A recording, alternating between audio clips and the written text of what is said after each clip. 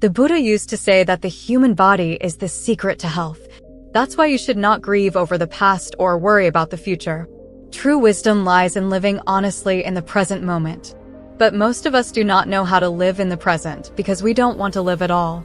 We are concerned about our past days gone by, worried about the future to come. But if you can live in the present, try it, your mind and body will become completely healthy. Once you start living in the present, you will neither suffer the pain of the past nor worry about the future. In fact, even your breaths in the present will give you a joy that you have never experienced before. Friends, today's story will give us some knowledge, after listening to which you will learn to leave your past and future behind and live in the present. So this story begins. A man was very unhappy and troubled in his life. He was sitting on a mountain cliff, crying and wailing. Just then, a Buddhist monk was passing by. Seeing him crying, the monk went up to the man and asked, "Are you thinking of jumping off from here to end your life?" The man says, "You have guessed correctly, but what difference does it make to you? This is my life. I can do with it as I please." Then the Buddhist monk says to him, "Then why are you still sitting here crying? If you want to take your life, what's the use of sitting here crying?" Hearing this, the man gets a little angry and says to the Buddhist monk, "Look, Your Highness, what I have come here to do, I will do it, but you do not need to interfere in it." Saying this, the man starts crying uncontrollably. Then the Buddhist monk asks him, "Okay, tell me this, have you left everything behind or have you brought something with you?" Then the man replies to the Buddhist monk, "O Guru, I have left everything behind. I have nothing left now and I don't even have anything to lose at this moment. So what will I live for?" Hearing this, the Buddhist monk says to the man, "If that's the case, why are you carrying this burden on your head?" Hearing this from the Buddhist monk, the man is a little surprised and says to those Buddhist monks, "Venerable sir, what burden am I carrying? My hands are empty and I have nothing." Then the Buddhist monk says, "Your breaths are also not flowing properly. You have come here to leave the world and you are crying uncontrollably. An empty person never does this. One who has become a beggar, one who has nothing left, why would he cry?" Hearing this, the man gets even angrier and says to the Buddhist monk, "What do you mean?" Then the Buddhist monk says to the man, "Have you ever tried to look within yourself? How much burden have you taken? How much burden are you carrying on these two shoulders in your life? How long will you carry these burdens? Put down these burdens right here and lighten up a bit. How long will you remain crushed under these burdens?" As soon as the man heard all these words from the Buddhist monk's mouth, he immediately fell at his feet and folding his hands said, "O Venerable One, until now, no one was able to understand me. Many people came and went from here, but no one told me all this. You have read my mind. Even my family members could not understand me, but you understood me completely at once." Further, the man says to the Buddhist monk, "Can you solve this problem of mine?" The Buddhist monk says, "Where is the problem?" The man says, "It's at my home, please come with me." The Buddhist monk tells the man, "No, the problem is not at your home." The man says, "No, Guru, the problem is at my home only. Please come with me once and see." The Buddhist monk explains to the man, "The problem is not at your home, it is within you. Have you ever tried to look within yourself? All the problems are inside you. Until you solve it, you will see problems everywhere, all the time. And if the problem is at your home, what are you doing on this mountain peak? You were saying that you left everything behind, your home, your family, and your relatives. And if you have left all these things behind, then your problem was also left behind there. Then why are you so troubled?" Hearing all these words from the Buddhist monk's mouth, the man says, "O Venerable One, you are right. I understand your words. The flaw is within me. I am good for nothing. Whenever I try to do any work, I spoil everything. All the tasks get messed up by my hands. I have never done any proper work till date. My luck is just bad." Hearing all these words from the man's mouth, the Buddhist monk starts smiling and says to the man, "Okay, do you think your luck is bad? Then tell me, what is wrong with your luck?" Then the man tells the Buddhist monk, "O Guru, I had to do business and for business I needed money.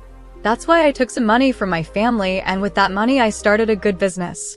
But Guru, my business could not run for long. Initially, my family members fully supported me and everything was going well till then. But gradually, I started incurring losses in my business, and seeing this, my family members got angry with me and left me. I wanted to do good business, earn good money so that I could take good care of my family and provide them with all the comforts and amenities they need. I was doing everything for them, but they could not understand me and blame me for it. And I also feel that I did wrong, because I have a friend too. He had started business with me, but look at him, his business is doing very well. Whenever my friend comes to my house, he definitely talks about his good business. He always keeps saying how he established the business on his own strength and is also capable of running it. How he worked hard and took his business to great heights. Hearing all this, my family members also tell me, look, he is your friend. See where he has taken his business, and you have lost even our saved capital. You caused us a loss. My family members always keep telling me that you are good for nothing. Hearing these taunts, I had become very troubled. That's why I took a loan and started a new business, but there too I had to face losses and my business failed completely. Now the situation has become such that my house is also mortgaged now. Now you tell me, Guru, what should I do? Then the Buddhist monk says to the man, okay, do you know why your friend used to come to you? The man then says, yes, I know very well. He would come to belittle me in front of my family, to speak ill of me. He would come to show that he is far ahead of me in business, that he is superior. He wants me to suffer, be tormented and troubled by seeing his success. Then the Buddhist monk asks the man, were you really unhappy seeing his business? The man says, yes, he has established such a great business while my business has been ruined, so wouldn't I feel pain seeing that, Guru? I would certainly be jealous. Then the Buddhist monk asks the man, were you pained by your own failure or your friend's success? The man then tells the Buddhist monk, I did not regret my failure so much, but my friend had become so successful. Seeing him, I felt jealous.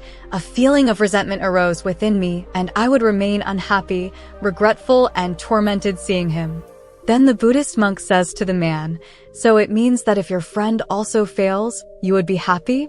The man says, yes, I would be very happy if he fails, if his business gets ruined. Hearing this, the Buddhist monk smiled again and said to the man, it means your happiness depends on your friend. If he wants, he can make you happy, and if he wants, he can make you unhappy. Because you cannot make yourself happy or unhappy. You have become a slave to your friend. And if that is the case, then there is no solution to your problem, because your joys and sorrows all depend on others' behavior. Nothing happened due to your own actions. You cannot be happy or unhappy due to your own actions. That is why I cannot provide a solution to your problems. Then the man says to the Buddhist monk, Guru, do not say that.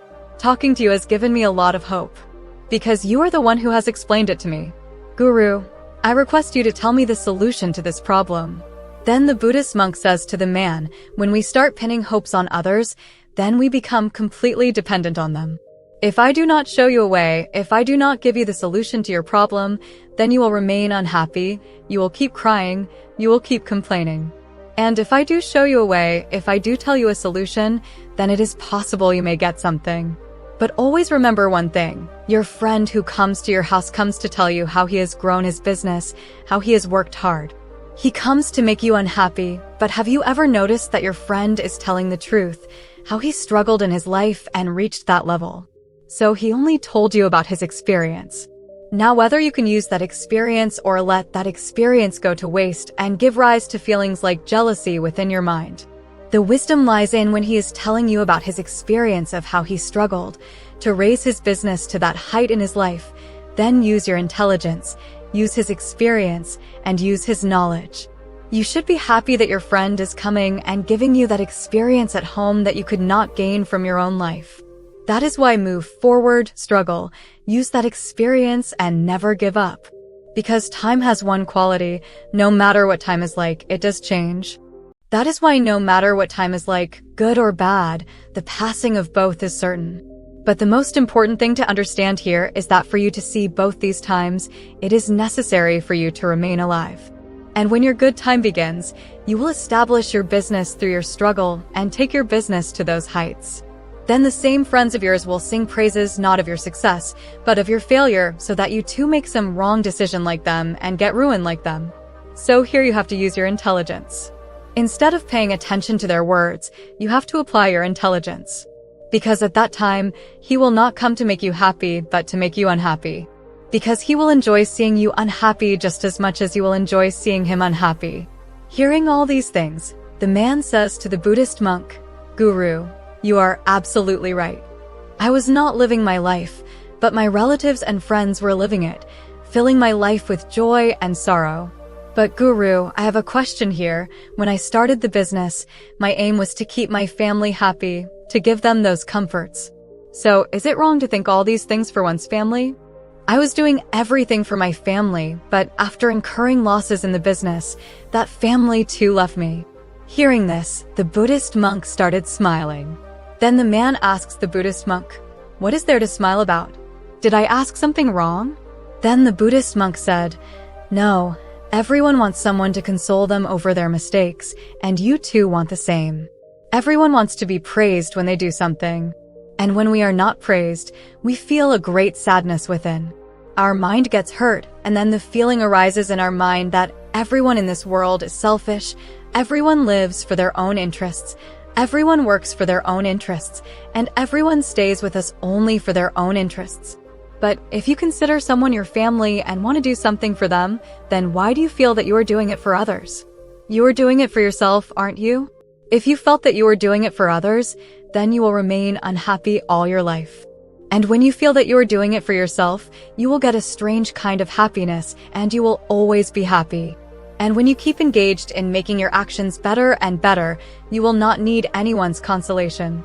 Then the man says to the Buddhist monk, "Guru, I have understood your point. Until now, my destiny was in the hands of others. They would fill it with whatever color of joy or sorrow they wanted. But from now on, I will keep my destiny in my own hands, and whether it is good or bad, I will not give up." Finally, the man says to the Buddhist monk, "Guru, I understood all your words. But can you give me something that can accompany me and stand by me during the worst times of my life?" Hearing this, the Buddhist monk gives the man a small box and says, "This thing is very close to my heart, and you will have to keep it very close to yourself. This box contains a secret that can take you out of the biggest sorrows, can free you from the biggest calamities. And you should open it when you feel there is no way out, when you start feeling that everything is futile, that whatever I have said is also futile, that this world is also futile, that living here is also futile." Saying this, the Buddhist monk hands over the box to the man and then leaves from there. The man takes the box and returns to his home and then starts a new business. This time he does not give up in business, and his business runs very well. Because of his running business, his family has also come back to him. He also got all the comforts of life. Now he neither cried over the past nor worried about the future. He just kept trying to make his present even better. But time always changes. Just as bad times do not last forever, similarly good times also do not last forever. The good times in that man's life had once again come to an end. The neighboring state had invaded the state he lived in and had devastated the entire state. His business had also been completely ruined. He started begging from door to door with his family. He had to flee from here to there, to such an extent that he did not even have money left for food and drink. His children had also fallen ill now. He did not even have money for their treatment. Then he realized that all this is futile. Living this life of his is also futile. This whole world is futile, and all the words that the Buddhist monk had said are also futile. Today I have nothing left. Today I have no purpose left to live. The man had become completely disillusioned from within, completely broken from within. The man was just thinking about all this. Then his gaze fell on the box that the Buddhist monk had given him. Then the man opened that box. In the box there was a note written, "Your new life can start from anywhere. You don't need to have a gold coin, but you do have that courage. So you will surely do something." After reading that note, a wave of hope once again ran in the mind of that man, and he regained his courage in life. And he started working hard again to reach those heights. Friends, I hope you have definitely learned something valuable from today's video. So like this video and do share it with your friends. See you in the next video. Thank you till then.